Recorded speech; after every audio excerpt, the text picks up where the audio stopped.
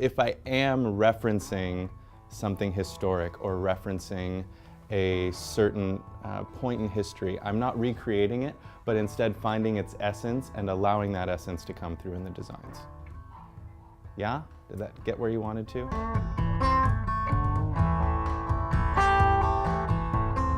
I am 100% inspired, excited, and in love with the counterculture of the 1960s and 70s.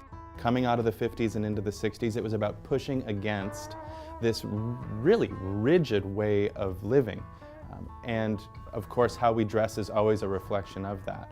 So I think what's happening again today, and that inspires me as a designer, is to push against these rigid standards that are already set and to find the best examples that we can find of how that's worked in the past, the hippie movement being a great example of pushing against the problems that existed at the time. What I was trying to achieve with American Dreaming is a sense of history and a sense of freedom and a sense of lively, exciting spirit by way of looking at what was, but reinterpreting it for people to grab onto today.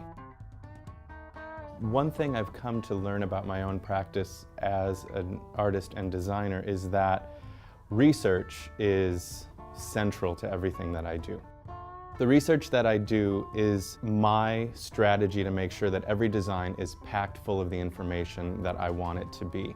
I want to make a vest that sounds like that Joy of Cooking song from 1974. So what fabrics and what shapes and what fit is going to make that happen? The fabrics themselves have a story to tell. I can then use that story and pair it with my own story to sort of enliven the designs. I'm a textile freak. I think in terms of fabric. The means by which I'm producing clothes, starting with American Dreaming, has to do with keeping it all local and using craftspeople within the region, ideally, if at all possible, always folks that I myself can work with directly to ensure that the cutting, sewing, finishing of every garment is something that I have a hand in and that is part of my immediate community here at the studio. In the Northwest, the counterculture had a great impact, and we still feel that in many ways today.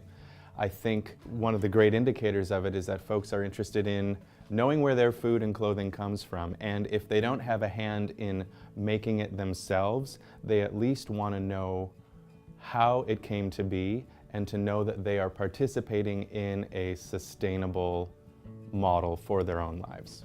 Something I always want to share with people is that if you invest in garments that are made with care and with a long lifespan in mind, which everything at MC, everything that leaves my studio has that intent behind it, we can then own something longer than just a few months, trust that a garment is made to last years, and that it's also designed with a sort of timelessness in mind that allows it to be part of your life for decades.